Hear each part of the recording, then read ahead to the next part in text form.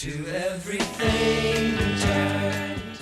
It was the early 70s, from the music that radicalized students to the images of unrest on the news. It was a challenging time for colleges trying to weather the changes, even harder for a new one to succeed. But when 28-year-old Bill Abare was offered director of admissions at a startup college in Florida, he saw it as a great opportunity. Until reality set in. When I first stepped foot on this campus, I thought that I had lost my mind. I really thought that I had made a huge mistake. There was barely a campus. The buildings were in disrepair. The college was not accredited. They had been here to inspect the school for the Florida Association of Colleges and Universities, and they had rejected it. And the report said that somebody trying to build a college in St. Augustine would be out of their mind. That was in June of 1971. Flagler College was scheduled to open in just 2 months. Well, I had 3 friends come to see me and say, "Bill, you won't be open in August." We had 77 signed students. The budget was built on 221. Why in the world did I decide to come to a college that had 2 buildings, not yet accredited, and think that I was going to be able to increase the enrollment to, at that time, what Bill Proctor had told me was the goal, to have 500 students. But that wasn't the only challenge. We didn't have a single classroom that was built to be a classroom. We didn't have a gym. We didn't have an athletic field. They recruited me to Flagler to join this cross-country team, of which they had 1 runner. So we'd have to recruit 3 tennis players so we could actually have a team of 5. The college was in debt. The campus was a wreck. The faculty were resigning and the kids were going home. It was, quite honestly, on the verge of possibly not making it. Well, I was in shock, and I said I should go back to Georgia. I thought that I had overestimated my abilities as an admissions person in terms of recruiting. How am I going to do this? Yeah, he had second thoughts. We were on the phone till 2 a.m. one morning. Abare had given up his position as director of publications and special events at West Georgia College for this. But despite misgivings, Abare remembered what his mentor had said when he was thinking of turning the job down. His mentor said, "Are you always going to swim in safe waters?" He said, "Bill, you have an opportunity to do something that few individuals will have, and that is to build an institution, to help build an institution from the ground up." There's a strong element of competitiveness in Bill's character. I like the idea of rising to that challenge. But it was more than just a challenge. It was a leap of faith, not only for Abare, but also his family. Susan is the most supportive wife in the world. And it was tough because Bill was traveling extensively. And he would be gone all week, come home for a night or 2, and then gone the next week. The family moved into Markland House with the Proctors, then into temporary living quarters on the 4th floor of Ponce Hall with no air conditioning, no refrigerator, and no stove. I didn't think I was going to be here very long, that this was going to be simply a springboard to another position somewhere else. But a funny thing happened on his way to that next job. Abare fell in love with what he was doing. Oh, Lord, he traveled all over. I remember one time, I think he was in maybe Connecticut, and I think one of his lungs deflated. And I said, "Well, you better get out of airplanes." He said, "Yeah, but I'll have it pumped up and I'll come home on the train or something." The first graduating class was only 32 students. The second had 28. But in just 4 short years, Abare managed to grow enrollment to 500 students. How did he do it? His personality. People take to Bill at first meeting. The sincerity comes through, and the intensity comes through. He was very well liked by the students. He was fairly young himself. I was just a student. I was, really just one of the kids on campus. Bill would always come up and greet you and use your name, and he'd know everybody's name. He has always made people feel like they are important. He's a people person. He makes time to learn who people are. We used to go out and play football and basketball, and he would come out there and join us. So you got to know Bill as one of the guys. He always seemed to be in the middle of everything, whether it's in the cafeteria, in the dining hall here, whether it's in the student lounge. I used to think to myself, how does he do it? We would have gatherings, picnics out here, and Bill would come over to Susan and their young kids at the time, so you get to know their family as well. They were kind of like the all-American dream family. Susan has been a wonderful comrade for Flagler College. She is a person that really cares about people, and you can tell that they're a team. He was happy to be here. He was really a great role model for all of us.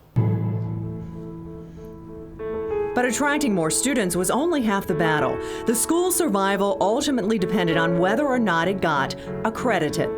He did far more than just recruitment of students. We had to rewrite the catalog, we had to redesign the academic program. And so to be there at the meeting when that vote was taken and to hear that we had received our initial accreditation was unbelievable. It was just one of the most moving experiences of my life. I think you breathed a sigh of relief when that occurred. And I think that was when we really knew if we sunk, it was going to be our own fault. But they didn't sink. By 1982, enrollment had reached 1,000 students. For the first time, we could really breathe easily because there wasn't this obsession with survival. The start of his legacy was pulling off the admissions program. Now that's a remarkable feat, and I don't know that I could have found one anywhere else that could have done that. We were now in a different era. We were starting the era of developing into a reputable small private college. Abare was promoted to Executive Vice President and Dean of Academic Affairs. And then in 2001, he was made president. Even though his responsibilities changed, Abare's focus on students never wavered.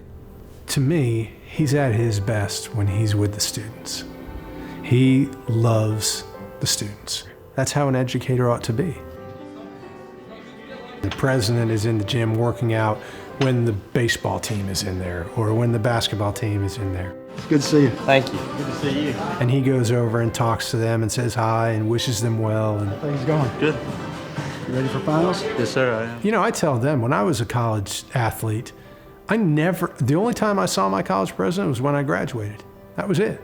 But they see him all the time. I remember he used to have, meet with the president frequently. So as a student, you could go and just spend time getting to know him, asking him questions. I remember also coming in my first semester and walking around campus and you knew me by my first name and I was like... Students are the reason we're here, the reason we exist. We exist for no other reason. Thank you, Dr. Abare. He comes to home events for every sport. There's hardly a basketball game you won't see him at. Volleyball. We were at the men's basketball game on a January evening, extremely cold. I'm there with Maxwell, he's 4 months old, and the game ends, and so everyone clears out, and I'm just kind of flustered, especially, just holding him and it being so cold out. And I look up, and the bottom of the bleachers, I see Dr. Abare holding the car seat and a couple of our diaper bags waiting for me to come down. Abare has attended every graduation ceremony in the history of Flagler College. Every graduating class is another 400 or 500 people who consider him a friend. So, yeah, he knows more people than anybody I know.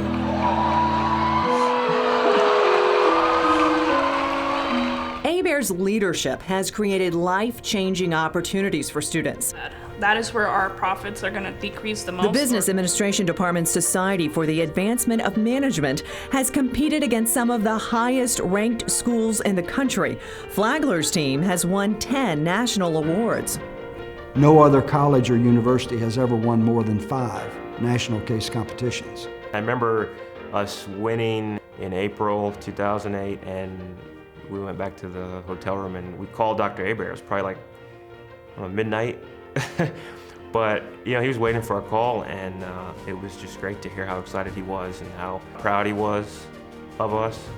Meet Esterlyn, our first employee. Flagler's entrepreneurial organization, Enactus, has won scores of awards, among them 3 national championships. And watching our team win the national championship, that would be our equivalent of winning the Super Bowl or winning the World Series. I mean, it was huge for us. Flagler's team has represented the U.S. in international competitions in Mexico and Germany, and was first runner-up for the World Cup in Barcelona, Spain. They're going against the biggest colleges with the most resources, and they're taking them down, and they're making their name known every single year. If that's not an accomplishment, I don't know what is. And in sports, Abare personally oversaw the move from NAIA to NCAA Division II. It was a big decision and a great decision, and it raises the level of, respect and notoriety of not just the athletics programs, but of the institution. They look at your academics. They look at your school size, your rankings. I think they even looked at, the degrees of your professors. Abare also oversaw the move to the Peach Belt Conference. We won about 9 conference championships. But the thing that I'm probably most proud of is for 6 consecutive years, we have been named as the Institution of the Year by the Peach Belt Conference. And that award is given to the institution that demonstrates leadership in terms of sportsmanship. And the achievements in other areas have been as remarkable. The campus has gone from just 2 buildings to 32. And more than half the buildings on campus are designated historic preservation structures. He's really moved the institution to another level than when he first became president. The library went from just over 13,000 square feet to 60,000.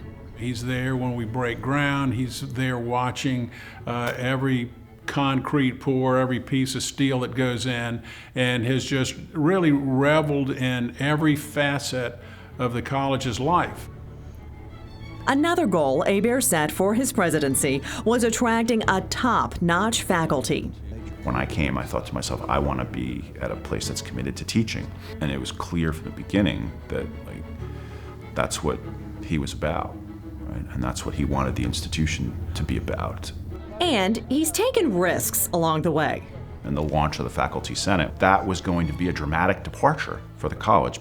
He said, the old way of doing things was essential for the welfare of the college, but we've now reached a point where it will no longer serve us, and we now need to shift gears. He got up and walked out, and we all sort of sat there, and people were like, wow, we're going to do this. When he makes his mind up, he puts 100% of his effort behind where his head is and his heart is. It's all in. Good to great. You never do it alone. Things that were done here were done as a team. We worked as a team together. We're like a family. Very nice to see you. Family is a word used frequently on Flagler's campus. It's something Bill Abare has nurtured, not only in the workplace.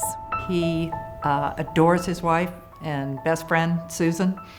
He seeks out the company of his children, and he takes every opportunity that he can to spend time with the grandchildren. Whoa, whoa! When Bill goes to Disney World, it's a campaign roughly comparable to the Normandy landing. It's like an assault on Disney World. Or take the side that is already lost. And another extension of the Abare family, the entire community of St. Augustine. Flagler's many lecture series bring important ideas and issues to local residents. And Abare has held office in more than 20 civic organizations, from historical societies to local hospital boards. Bill has been a real jewel. Just his presence on our board adds a real gravitas to that. When he speaks, people listen.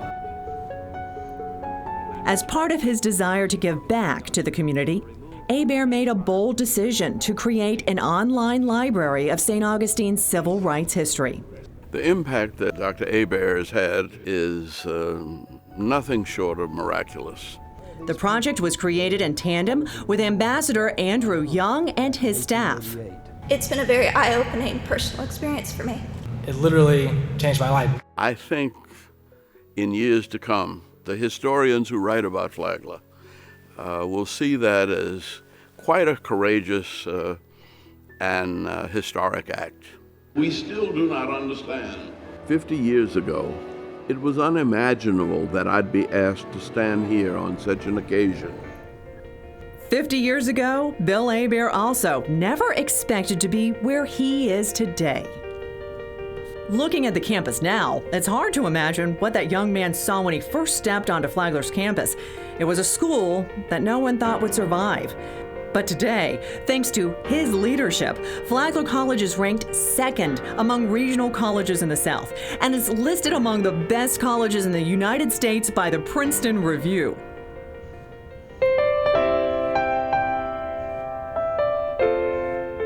Few people can say that the history of their college is also the story of their own career. Bill Abare is one of the few. I think that what he has done is to really make sure that this institution is going to be here for a long time. To take that risk as a young man with a young family in an unproven situation, it's just a remarkable story of success in America. He took Flagler College to a place that no one ever would have imagined just a decade or more ago. He was the right man for the job, no question. I think that the main characteristic of Bill is his absolute total love of this college and his dedication of his life to it. Calm leadership. He inspires dedication. He inspires confidence. Dr. Abare has this kind of presence about him. There's a kind of dignity and a kind of representation of things that are far deeper and more important than just that moment. If I were to list 10 guys in my life that I looked up to, he would be right up there on the list. He's just that type of guy. I'm a better husband and a father. I'm a better fan, a businessman. I'm a better citizen because of Bill Abare. And there's a line really long behind me. Will it say the same thing? It just kills me that he's leaving. He knew the school, he knew the students, and look what he's done. It's incredible. As I think of Bill Abare stepping down, I think of the words of Jesus, "Well done, good and faithful servant." You're going to be missed, and you're going to be a tough act to follow.